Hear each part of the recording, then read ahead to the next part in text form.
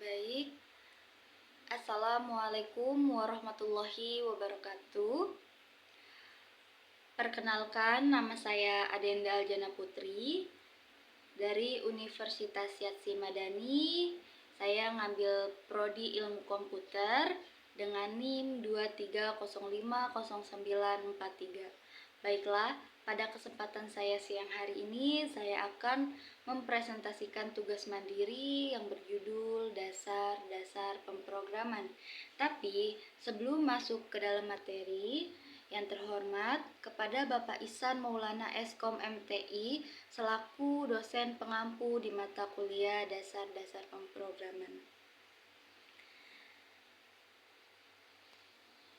Baik, di slide selanjutnya akan ada materi yang akan kita bahas. 1. Konsep dasar dan pengantar bahasa pemrograman.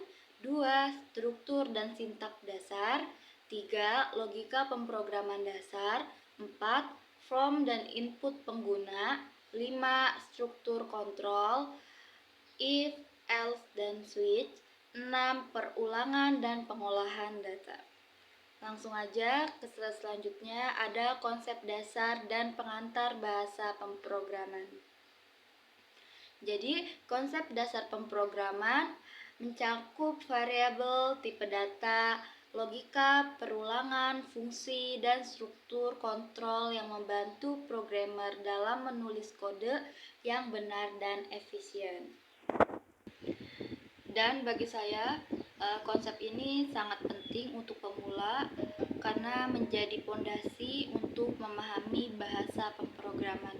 Dan di sini untuk contoh bahasa pemrograman yang menurut saya mudah dipahami adalah pemrograman Python. Contohnya, baik, jadi saya akan memberikan contoh dari sintak Python-nya. Di sini saya menuliskan contoh sederhana. Python menunjukkan hello world. Jadi saya masukin dulu sintak Python-nya, hello world.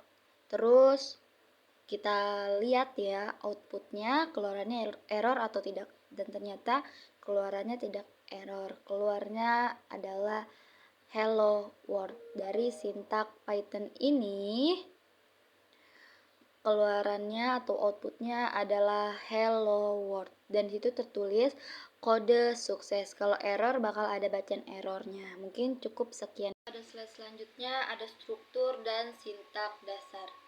Jadi struktur dasar adalah pola umum dalam menulis program seperti deklarasi variabel, penggunaan input atau output, dan alur kontrol. Sementara untuk sintak dasar adalah aturan penulisan dalam suatu bahasa pemrograman. Contohnya, Python tidak membutuhkan tanda kurung kurawal, tetapi menggunakan indentasi. Jadi, sintak adalah aturan tata bahasa yang harus diikuti dalam menuliskan kode. Yang ketiga, ada contoh program sederhana untuk mencetak hello world yang mematuhi aturan sintak Python.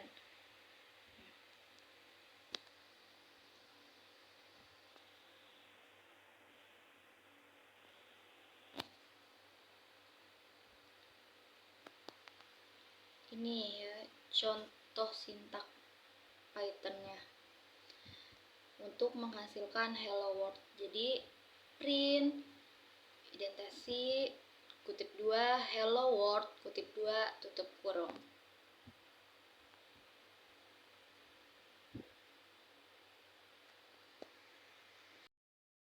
Baik, jadi dari sintak print hello world itu akan menghasilkan output hello world.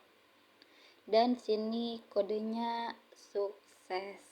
Baiklah, slide selanjutnya. Logika pemrograman adalah metode untuk menyusun langkah-langkah agar program dapat menyelesaikan suatu masalah. Lalu, pentingnya logika itu sebagai logika membantu memastikan bahwa program bekerja secara benar sesuai kebutuhan penggunanya. Terus contoh program logika. Program untuk menentukan apakah angka yang dimasukkan ganjil atau genap. Baiklah, di sini saya akan memberikan contoh program logika untuk menentukan angka yang dimasukkan ganjil atau genap. Di sini saya menuliskan sintaks-sintaksnya dulu. Dari number, input, masukkan angka, terus if number, terus print, masukkan angka genap, terus else,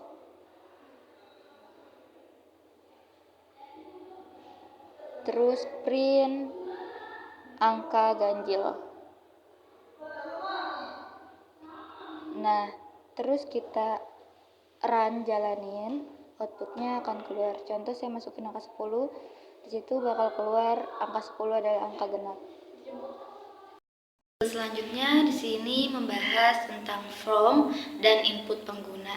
Jadi, program sering membutuhkan data dari pengguna, ini bisa dilakukan dengan fungsi input di Python.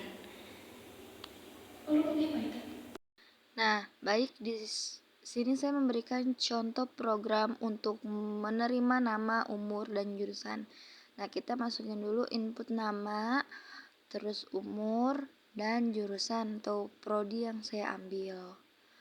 Nah, setelah dimasukin kita runningin, nah nanti outputnya keluarannya keluar seperti ini.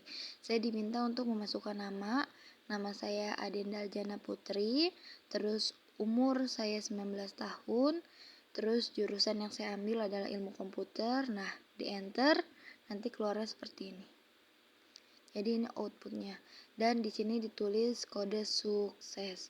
Nah, kalau kodenya error itu kayak gimana? Nih, saya kasih contoh di line 6, tanda buka kurungnya saya hapus, terus kita running.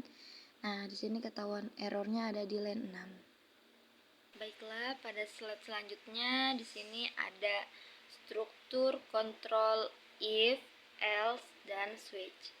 Jadi, struktur kontrol digunakan untuk membuat keputusan berdasarkan kondisi tertentu.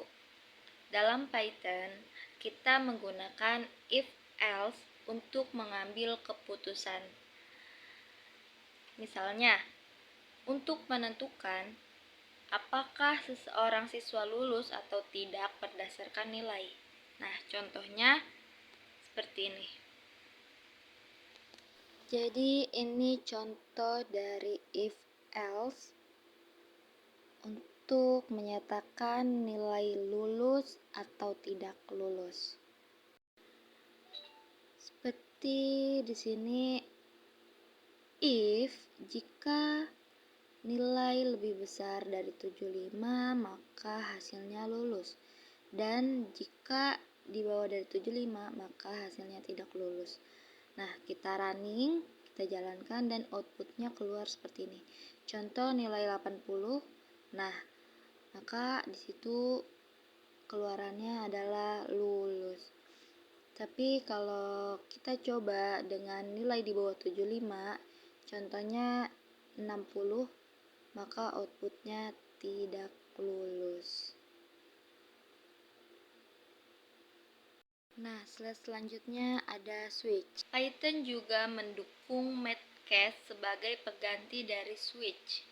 Contohnya, pengguna memilih angka 1, 2, atau 3, dan program akan memberikan tanggapan yang sesuai. Seperti contoh yang bakal saya tampilkan di layar. Nah, di sini ada contoh switch. Saya memasukkan input cuma angka 1 dan 3 ya. Jadi makanya di sini ada case 1 pilihan 1, case 2 print pilihan 2, case 3 print pilihan 3.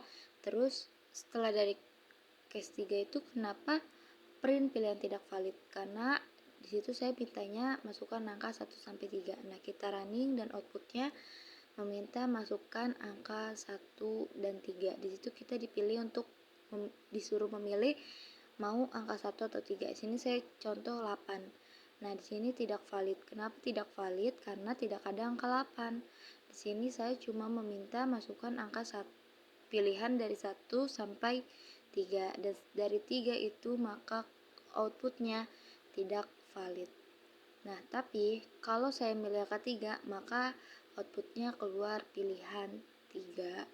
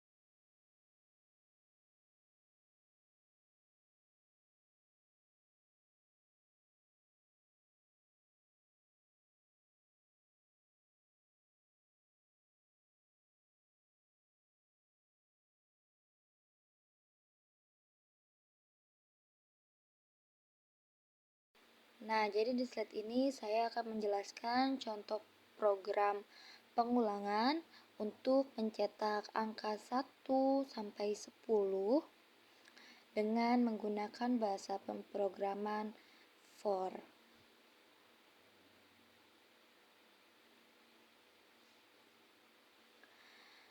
Nah, ya, di sini juga udah ada sintaknya. Kita tinggal runningin aja. Terus outputnya keluar seperti ini. Jadi dengan for ini kita tidak perlu lagi menulis baris kode secara manual untuk setiap angkanya. Selanjutnya penutup. Jadi ini ada kesimpulan dari materi yang sudah kita bahas dari slide 1 sampai slide akhir. Di sini ada kesimpulan dan jadi dasar-dasar pemrograman seperti konsep, dan logika, program ini sangat input dan pengulangan adalah elemen penting yang perlu dipahami oleh pemula. Dan dengan memahami dasar-dasar ini, kita dapat menulis program yang efisien dan bebas kesalahan. Dan semoga presentasi ini dapat memberikan gambaran yang jelas tentang pentingnya dasar pemrograman. Terima kasih atas perhatian Anda dan selamat belajar untuk lanjut. Nah, di slide selanjutnya ada quote. Teknologi adalah alat ampuh yang dapat menjadikan pendidikan lebih bermakna dan menarik bagi guru maupun siswa. Nah, di slide selanjutnya ada kata-kata dari David Warlick, yaitu teknologi perlu ada di setiap kelas dan dikuasai setiap siswa dan guru. Zaman ini dan inilah lensa kita untuk merasakan banyak hal di dunia. Baiklah, mungkin cukup sekian dari saya, dan saya harap ada manfaatnya dari pembahasan yang telah saya bawa. Wabillahi taufiq wal hidayah. Wassalamualaikum warahmatullahi wabarakatuh.